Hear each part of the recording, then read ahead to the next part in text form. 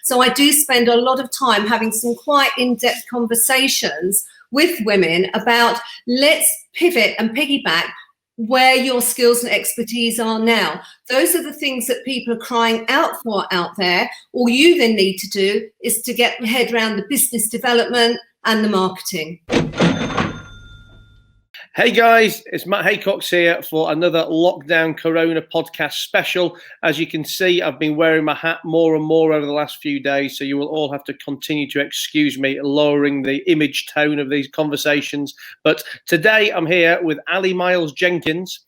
Ali's the founder of the Boom Boss, which is dedicated to showing women over 50s how they can become their own boss with a fabulous income and a lifestyle.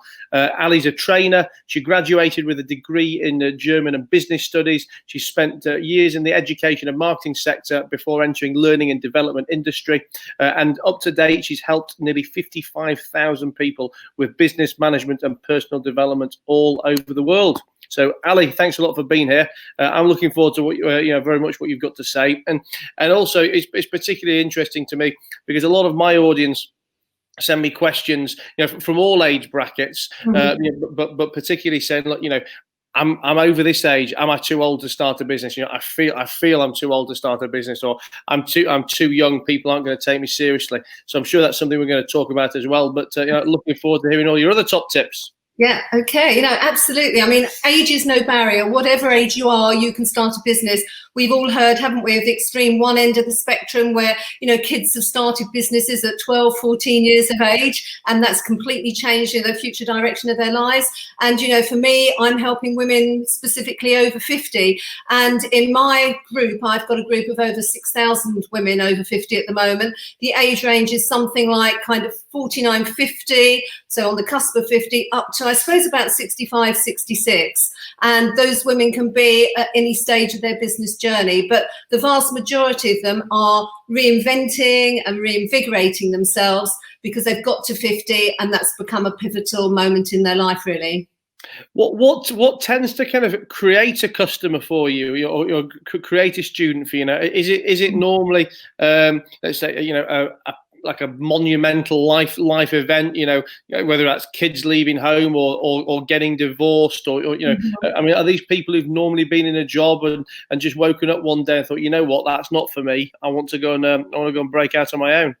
Yeah, I mean, it's a combination of all those, to be honest, Matt. So I would put people into two categories, women into two categories. One is that they've got to 50, they've maybe come out of a corporate career, they've been really successful, but as you say, maybe they get to 50 or just over, they wake up and they realise that chances are they're not going to break through that glass ceiling. So they're never going to become the CEO of the organisation that they're working for. They may get to director level, but they realise there is a ceiling, and that actually it's a pivotal moment in their lives when they think, I can actually do this for myself. So one of the things that I really encourage anyone over 50 to think about, so not just, women in my group, but generically for any of the audience listening, is that don't go with like a hobby or something you're passionate about, because rarely do those things translate into a viable product or service that's going to really get momentum and get you to where you want to be.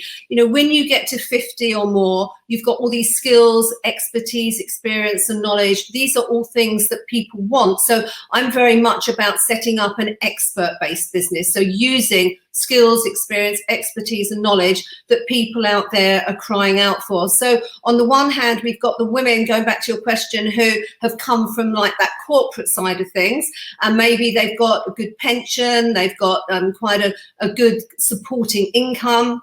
They've got, a viable household that's working well. So they've got some money to be able to take that leap of faith. And then, of course, we've got women, as you say, on the other end of the spectrum, who've maybe, for whatever reason, their career has stalled. They haven't found their thing for all those years they've been going to work. Maybe they have got divorced. Perhaps they've become ill, which obviously increases as we get older. And so they find themselves in a little bit more of a risky situation, but they decide the only way out of it, again, is to take that leap of faith. Tell me as well. Obviously, we talk about the fact that that you help people in the expert space. Yeah. How often do you actually have to really drag out of people that they have these skill sets that they don't even realise they've had, that they've got, and that despite the fact that they may think that they only know this much about something, that's still 1,000% more than many other people could be their customer. Yeah, again, that's a fabulous thing to think about. You're so right, Matt, because obviously when anyone gets to 50, they've got 5 decades plus of the most amazing experiences. What I tend to find is initially a barrier. And anyone listening, I'd really encourage them to think about this and not do that, is to kind of think, well, I've been doing X, I'm now a bit bored with it, let's go completely left of field and do something else.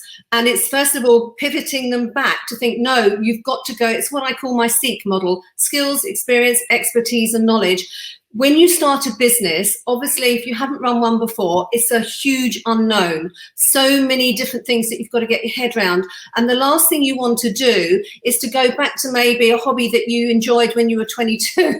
You haven't done much with it since. You've got to kind of refresh and reinvigorate on the thing. And you've got to get your head around the marketing, the business development as well. So I do spend a lot of time having some quite in-depth conversations with women about, let's pivot and piggyback where your skills and expertise are now. Those are the things that people are crying out for out there. All you then need to do is to get your head around the business development and the marketing.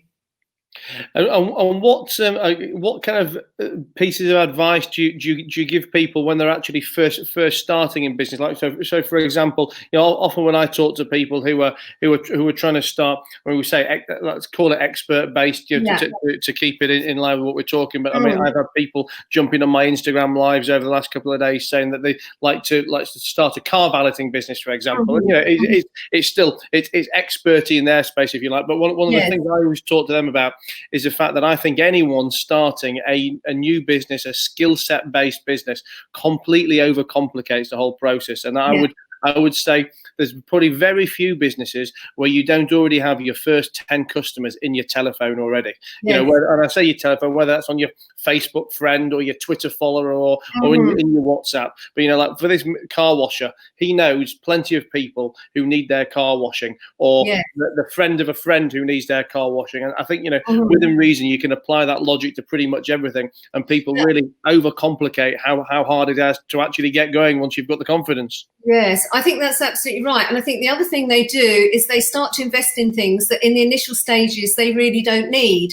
So they'll spend a fortune on a website without clarity on their proposition. So they need to work out whether it's the car wash or whether it's the lawyer. It doesn't really matter, which end of the spectrum you look at. Basically, they've got to work out, first of all, and this is what I think one of the most important things, and it sounds super easy, but it really isn't, is you've got to work out your ideal avatar. So who's most likely to come to your car wash? What are their needs? And it's the same, if you're trying to piggyback off your legal skills or anything else, who is your ideal customer or client? And really drill down. When I worked mine out, because initially with this business, I was aiming at men and women when I was first doing the research.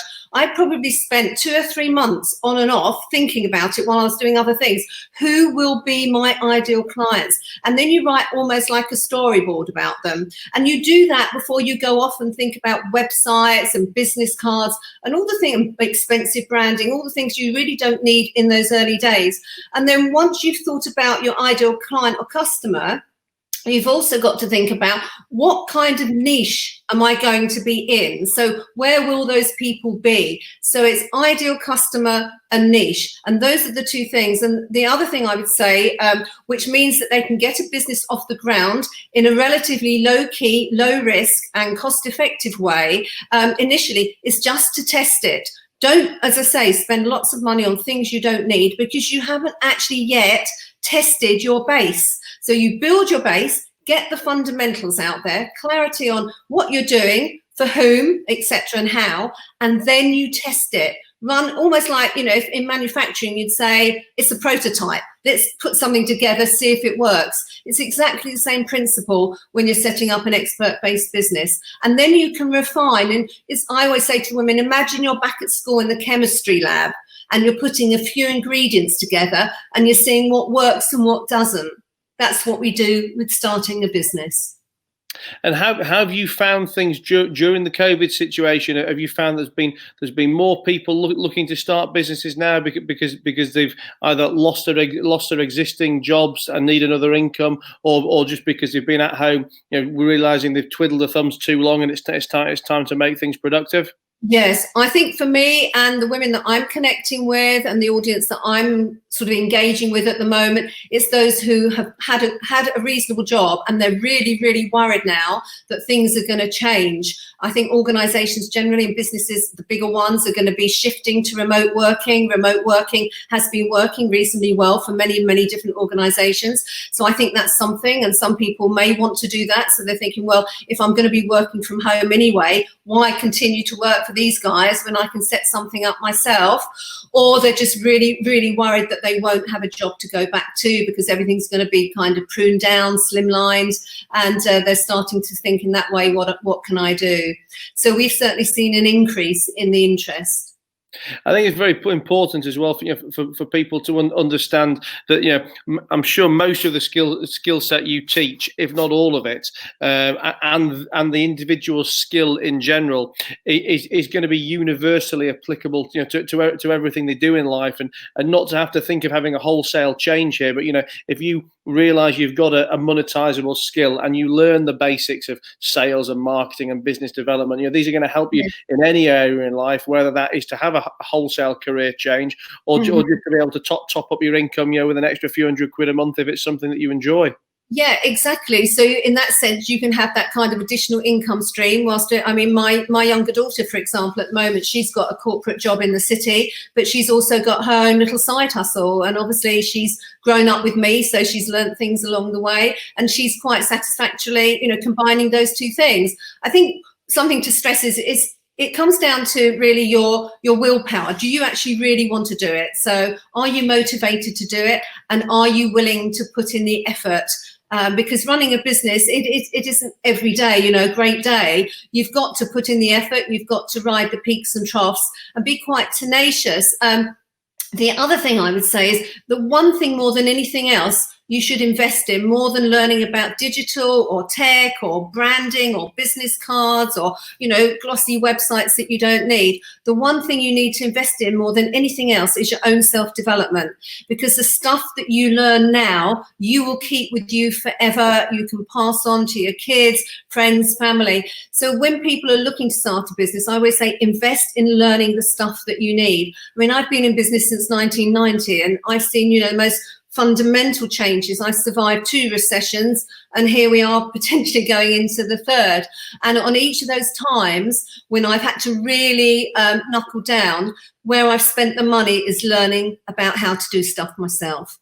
Well, it was something that I always get asked as a question, really, is what do I contribute, to my success, or often why do I feel confident in times of risk or times of potential upheaval? And my answer is always based around the fact that I think that if you have a positive mindset and a monetizable skill set, then you never need to fear about anything. And and again, we all have answers of relativity to that. So maybe my skill set is deal making and finance raising, which may earn me this much. This can't see where the camera is.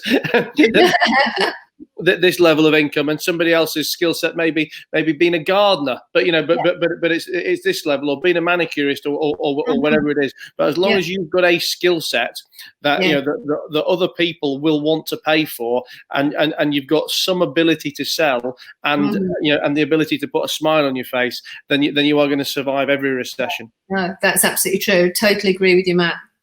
And tell me, how do you work with your clients then for people listening to this? Is it almost like an ongoing program of support? Is it getting them set up? If people want to come and work with you, how does it work?